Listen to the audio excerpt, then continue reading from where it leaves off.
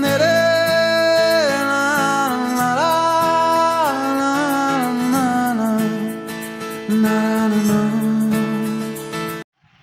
तो आज हम लोग एनसीईआरटी कक्षा 9 के समकालीन भारत वन का अध्याय 6 जनसंख्या पाठ के प्रश्न उत्तर हल करेंगे।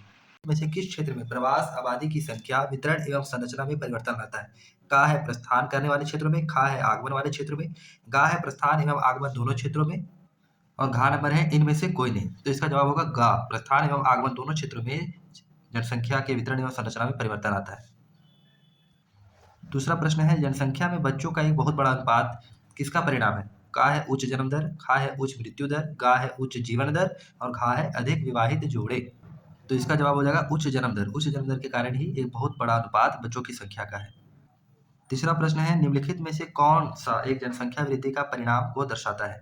का है एक क्षेत्र की कुल जनसंख्या, खा है प्रत्येक वर्ष में लोगों की संख्या में होने वाली वृद्धि, गा है जनसंख्या वृद्धि दर, और घा है प्रति हजार पुरुष पर महिलाओं की संख्या।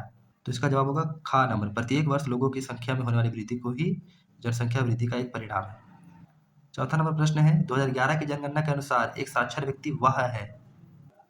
का है जो अपने नाम को पढ़ एवं लिख सकता है, खा है जो किसी भी भाषा में पढ़ एवं लिख सकता है, गा है जिसकी उम्र 7 वर्ष है तथा वह किसी भी भाषा को समझ सकता है और पढ़ एवं लिख सकता है, और घा है जो पढ़ना लिखना एवं अंक गणित को तीनों जानता है। तो इसका जवाब होगा गा, जिसकी उम्र 7 वर्ष है और वह किसी भी भाषा को समझ सकता है, साथ में पढ़ एवं लिख भी सकता है, उसी को साक्षर व्यक्ति कहा जाता है। गा में इसको टिक लगा लीजिए।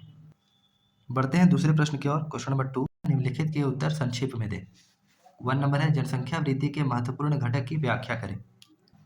तो इसका उत्तर आप लोग लिखिएगा जनसंख्या वृद्धि के महत्वपूर्ण घटक।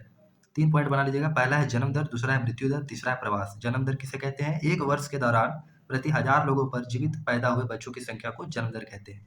ये पहला घटक हो जाएगा जनसंख्या वृद्धि का। दूसरा हो जाएगा मृत्यु दर। यह एक वर्ष के दौरान प्रति 1000 लोगों पर मृतकों की संख्या को दर्शाता है, मृत्यु दर। तीसरा हो जाएगा प्रवास। लोगों का एक क्षेत्र से दूसरे क्षेत्र में चले जाने को प्रवास कहते हैं। यह आगमन तथा प्रस्थान दोनों ही स्थानों की जनसंख्या के आंकड़ों को प्रभावित करता है। क्वेश्चन नंबर दूसरा है कि 1981 से भारत में जनसंख्या की वृद्धि दर क्यों घट रही है? 1981 से भारत में जनसंख्या की वृद्धि दर क्यों घट रही है? तो इसका जवाब हो जाएगा 1980 तक उच्च जन्म दर एवं मृत्यु दर में लगातार गिरावट के कारण जन्म दर तथा मृत्यु दर में काफी बड़ा अंतर आ गया। इसके कारण जनसंख्या वृद्धि दर अधिक हो गई। 1981 से धीरे धीरे जन्म दर में भी गिरावट आनी शुरू हो गई। तीसरा प्रश्न है आयु संरचना, जन्म दर एवं मृत्यु दर को परिभाषित करें। तो इसके आंसर में हम लोग लिखेंगे आयु संरचना में लिखेंगे किसी देश में जनसंख्या की आयु संरचना वहां के विभिन्न आयु समूहों के लोगों की संख्या को बताता है। जन्म दर में लिखेंगे कि एक वर्ष के दौरान 1000 लोगों पर जीवित पैदा हुए बच्चों की संख्या को जन्म दर कहते हैं। मृत्यु दर में लिखेंगे कि एक वर्ष के दौरान प्रति 1000 लोगों पर मृतकों की संख्या को प्रदर्शित करता है, उसे मृत्यु दर कहते हैं। चौथा प्रश्न है प्रवास जनसंख्या परिवर्तन का एक कारक है, कैसे वो समझाए, व्याख्या करें। सॉरी हम यहाँ घा नंबर कर दिए हैं, तो आप लोग 1 2 3 4 करके लिखिए। चौथा नंबर प्रश्न हो जाएगा लोगों का एक क्षेत्र से दूसरे क्षेत्र में चले जाने को प्रवास कहते हैं। यह आगमन तथा प्रस्थान दोनों ही स्थानों को प्रभावित करता है। प्रवास जनसंख्या के आकार में नहीं लेकिन वितरण को प्रभावित करता है। भारत में प्रवास अधिकतर ग्रामीण क्षेत्रों से शहरी क्षेत्रों की ओर होता है। तीसरा प्रश्न है जनसंख्या वृद्धि एवं जनसंख्या परिवर्तन के बीच अंतर स्पष्ट करें। तो क्वेश्चन नंबर 3 का आंसर हम लोग इस प्रकार लिख लेंगे। जनसंख्या वृद्धि की ओर लिखेंगे कि जनसंख्या वृद्धि का अर्थ है किसी क्षेत्र में निश्चित अवधि के दौरान रहने वाले लोगों की संख्या में परिवर्तन होना, और जनसंख्या परिवर्तन की ओर लिखेंगे कि जनसंख्या परिवर्तन का अर्थ है किसी क्षेत्र में निश्चित अवधि के दौरान जनसंख्या के वितरण या आकार में परिवर्तन होना। क्वेश्चन नंबर 4 है व्यावसायिक संरचना एवं विकास के बीच क्या संबंध है। तो क्वेश्चन नंबर 4 का आंसर हम लोग इस प्रकार लिखेंगे कि विभिन्न प्रकार के व्यवसायों के अनुसार किए गए जनसंख्या वितरण को व्यावसायिक संरचना कहते हैं। इसे 3 भागों में बांटा गया है, प्राथमिक क्षेत्र, द्वितीय क्षेत्र और तृतीय क्षेत्र। प्राथमिक क्षेत्र में आपका कृषि कार्य हो गया, खनन कार्य हो गया, पशुपालन, मछली पालन, मधुमक्खी पालन और भी आप लिख सकते हैं। द्वितीय क्षेत्र में हो गया आपका निर्माण कार्य तथा उद्योग, और तृतीय क्षेत्र में हो गया परिवहन सेवाएं, संचार सेवाएं तथा अन्य सेवाएं।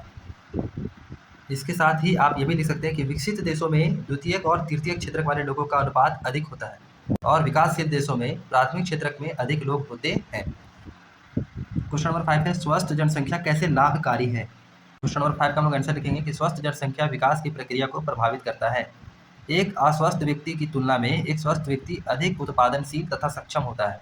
वह समाज एवं देश के विकास में अपना योगदान दे सकता है। और छठा और आखिरी प्रश्न है कि राष्ट्रीय जनसंख्या नीति की मुख्य विशेषताएं क्या है। तो इसका आंसर हम लोग लिखेंगे कि राष्ट्रीय जनसंख्या नीति की विशेषताएं या उद्देश्य। पहला नंबर हो जाएगा 14 वर्ष से कम आयु के बच्चों को निःशुल्क व अनिवार्य शिक्षा प्रदान करना। खा नंबर है शिशु मृत्यु दर को कम करने के लिए व्यापक स्तर पर टीकाकरण करवाना। गा है किशोरों को पोषण सेवाएं उपलब्ध करवाना। और घा नंबर है बाल विवाह को रोकने के लिए कानून को सुदृढ़ करना।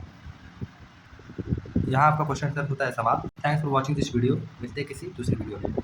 ऐसे ही एनसीईआरटी सॉल्यूशन पाने के लिए आप मेरे चैनल को सब्सक्राइब कर सकते हैं। धन्यवाद।